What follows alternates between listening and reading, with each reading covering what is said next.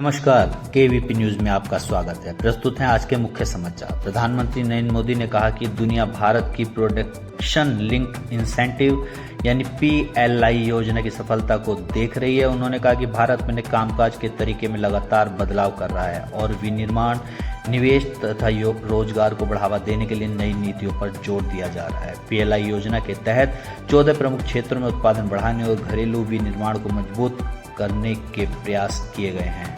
मध्य प्रदेश के धार स्थित ऐतिहासिक भोजशाला परिसर के पास शुक्रवार को करीब 400 से 500 नमाजियों ने निर्धारित स्थल पर जुम्मे की नमाज अदा की। प्रशासन ने सुरक्षा के मद्देनजर पूरे नमाज स्थल को सफेद पर्दों से कवर किया और दोनों समुदायों के लिए अलग अलग प्रवेश एवं निकास मार्ग निर्धारित किए। इसी दौरान भोजशाला परिसर से हिंदू समाज की ओर से पूजा अर्चना के साथ हनुमान चालीसा का पाठ और भजन कीर्तन किया गया। प्रशासन ने कानून व्यवस्था बनाए रखने के लिए बड़ी संख्या में पुलिस बल तैनात किया और निगरानी के लिए ड्रोन, CCTV तथा अन्य सुरक्षा व्यवस्थाओं का इस्तेमाल किया। तेलंगाना के मुख्यमंत्री रेवंत रेड्डी को केंद्र सरकार से अमेरिका यात्रा के लिए राजनीतिक मंजूरी नहीं मिली है। विदेश मंत्रालय के अनुसार प्रस्तावित कार्यक्रम मुख्यमंत्री के पद और यात्रा के उद्देश्य के अनुरूप उचित नहीं पाया गया, जिसके चलते अमेरिका दौरे की अनुमति नहीं दी गई। हालांकि उनके ब्रिटेन दौरे को मंजूरी मिली है। रेवंत रेड्डी फिलहाल लंदन में है और अमेरिका के बजाय 23 अगस्त को वहीं से हैदराबाद लौटेंगे। उनके प्रस्तावित अमेरिकी दौरे में हार्वर्ड, MIT समेत कई शैक्षणिक संस्थानों के साथ साझेदारी और MOU से जुड़े कार्यक्रम शामिल थे। मुख्यमंत्री ने अधिकारियों को इन प्रस्तावित समझौतों को आगे बढ़ाने के निर्देश दिए हैं। असम मेघालय सीमा पर शिलोंग में खासी स्टूडेंट्स यूनियन यानी KSU की रैली के दौरान हुई हिंसा के बाद तनाव बढ़ गया है। कथित तौर पर रैली के दौरान असम के कुछ लोगों और वाहनों के साथ मारपीट व तोड़फोड़ की घटना के विरोध में असम के टैक्सी और वाणिज्यिक वाहन संचालकों ने जोरबाट और खानपाड़ा में मेघालय जाने वाले रास्तों पर नाकाबंदी शुरू कर दी। इसके जवाब में मेघालय में भी कुछ संगठनों ने असम नंबर के वाहनों की आवाजाही रोक दी। इससे दोनों राज्यों के बीच यातायात प्रभावित हुआ और यात्रियों, मरीजों और मालवाहक वाहनों को परेशानी का सामना करना पड़ा। प्रधानमंत्री नरेंद्र मोदी ने 7 लोक कल्याण मार्ग पर केंद्रीय सरकार के सचिव के साथ हुई उच्च स्तरीय बैठक में नीति निर्माण में युवाओं और विश्वविद्यालयों की भागीदारी बढ़ाने पर जोर दिया। उन्होंने कहा कि युवाओं से संवाद बढ़ाने से नई सोच, नए दृष्टिकोण और नए विचार सामने आएंगे, जिन्हें नीतियां बनाने में शामिल किया जा सकता है। बैठक में प्रधानमंत्री ने अधिकारियों से विभागों के बीच बेहतर समन्वय और टीम भावना के साथ काम करने का आग्रह किया। उन्होंने तत्काल चुनौतियों के साथ देश के दीर्घकालिक भविष्य पर भी ध्यान देने की जरूरत बताई। इसके अलावा AI के प्रभावी उपयोग, रिसर्च, इनोवेशन और रक्षा उद्योग को मजबूत करने जैसे विषयों पर भी चर्चा हुई।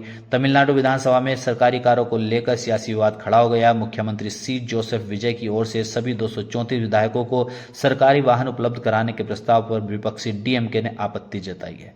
नेता प्रतिपक्ष उदयनिधि स्टालिन ने घोषणा की कि DMK के सभी 59 विधायक सरकारी कारों की सुविधा नहीं लेंगे। उन्होंने कहा कि जब सरकार खुद राज्य पर कर्ज होने की बात कर रही है तो ऐसी सुविधा पर खर्च करना उचित नहीं है।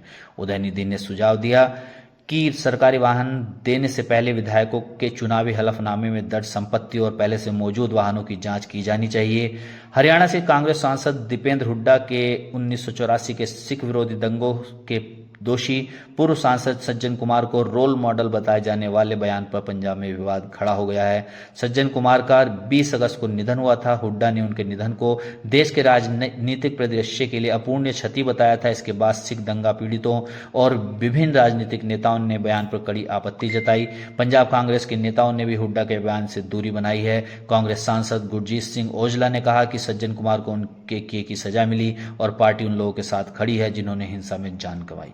वहीं राजकुमार वेरका ने भी कहा कि पीड़ितों के साथ खड़ा होना प्राथमिकता है। इस मुद्दे को लेकर राजनीतिक बयानबाजी तेज हो गई है। सिख बंदियों की रिहाई की मांग को लेकर शुक्रवार को पंजाब में सुबह 7 बजे से दोपहर 2 बजे तक बंद का आह्वान किया गया। कई जगह हाईवे, बाजार और व्यापारिक प्रतिष्ठान बंद रहे, जिससे आम लोगों को आवागमन में परेशानी हुई। पुलिस ने संवेदनशील इलाकों में सुरक्षा बढ़ाई और यातायात सामान्य कराने की कोशिश की।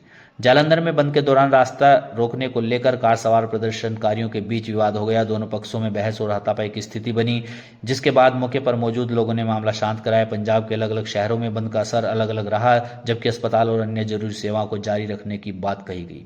अमेरिकी राष्ट्रपति डोनाल्ड ट्रंप ने दावा किया है कि होर्मुज जल डमरू मध्य पर जल्द अमेरिका का पूर्ण नियंत्रण होगा। उन्होंने कहा कि ईरान की सैन्य क्षमता को काफी नुकसान पहुंचा है और उसकी नौसेना तथा वायुसेना लगभग निष्क्रिय हो चुकी है।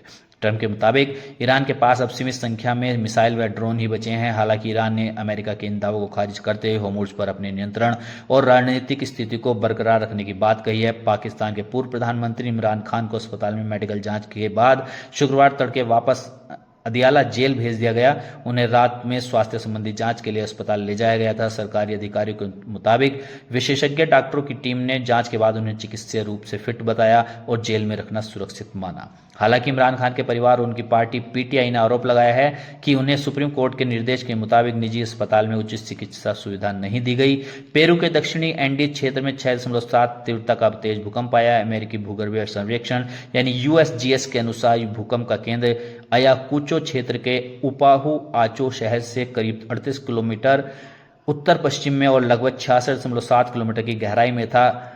झटके ईका, अरेक्विपा समेत दक्षिणी पेरू के कई इलाकों में महसूस किए गए। शुरुआती रिपोर्टों में बड़े नुकसान की सूचना नहीं थी। हालांकि बाद की जानकारी में कुछ मकानों और स्वास्थ्य केंद्रों का नुकसान तथा कुछ लोगों के घायल होने की बात सामने आई है। देश में चीनी की कीमतों में पिछले एक महीने में 7.52 प्रति किलो की बढ़ोतरी हुई है। 20 जुलाई को चीनी का औसत भाव 48.18 प्रति किलो था, जो 20 अगस्त को बढ़कर 55.70 प्रति किलोग्राम पहुंच गया। सरकार ने स्पष्ट किया है कि इस महंगाई के लिए एथेनॉल उत्पादन को जिम्मेदार ठहराना सही नहीं है। मंत्रालय के अनुसार चीनी उत्पादन अनुमान से कम रहना, गन्ने की फसल को मौसम से नुकसान, त्योहारी मांग में बढ़ोतरी, वैश्विक स्तर पर आपूर्ति की कमी और जमाखोरी जैसे कारण कीमत बढ़ने के पीछे हैं। सरकार ने कीमतों पर नियंत्रण के लिए स्टॉक लिमिट और शुल्क मुक्त कच्ची चीनी के आयात जैसे कदम भी उठाए हैं। भारतीय शेयर बाजार में शुक्रवार को कारोबार लगभग सपाट रहा। सेंसेक्स सिर्फ 3 अंक चढ़कर 77,540.83 पर बंद हुआ, जबकि निफ्टी 20.15 अंक की बढ़त के साथ 24,252 के स्तर पर पहुंचा। दिन भर बाजार सीमित दायरे में रहा और निवेशकों की नजर वैश्विक संकेतों व कच्चे तेल की कीमतों पर बनी रही। इस दौरान मेटल शेयरों में सबसे ज्यादा खरीदारी देखने को मिली और निफ्टी मेटल इंडेक्स में करीब 1% की बढ़त दर्ज हुई। फिल्म निर्माता अमित जानी ने अपनी फिल्म काला हिरण द बैटल फॉर लेगेसी का टीजर हटाने के दिल्ली हाईकोर्ट के आदेश को सुप्रीम कोर्ट में चुनौती दी है। सलमान खान की याचिका पर 27 जुलाई को हाईकोर्ट ने फिल्म के टीजर और संबंधित प्रचार सामग्री को सोशल मीडिया से हटाने का निर्देश दिया था। सलमान पक्ष का आरोप है कि फिल्म में बिना नाम लिए उनके व्यक्तित्व और 1998 के काला हिरण मामले से जुड़े संदर्भों का इस्तेमाल किया गया है।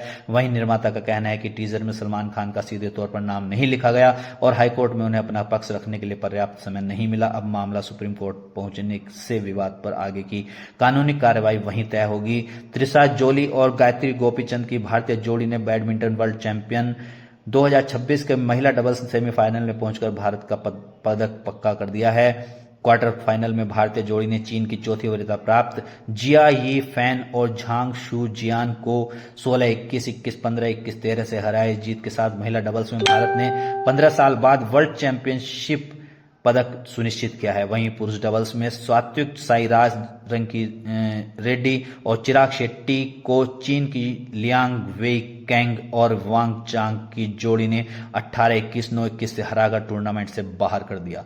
श्रीलंका दौरे पर मौजूद भारतीय क्रिकेट टीम का कोलंबो स्थित इंडिया हाउस में भारतीय उच्चायुक्त संतोष झा ने स्वागत किया। भारतीय और श्रीलंकाई दोनों टीमों को आयोजित इस विशेष कार्यक्रम में आमंत्रित किया गया। उच्चायुक्त ने कहा कि क्रिकेट दोनों देशों के बीच लंबे समय से चले आ रहे संबंधों को मजबूत करने में अहम भूमिका निभाता है। भारत और श्रीलंका के बीच दूसरा टेस्ट 23 अगस्त से कोलंबो में खेला जाएगा। पहले टेस्ट में भारत ने श्रीलंका को 165 रन से हराकर 2 मैचों की सीरीज में 1-0 की बढ़त बना रखी है।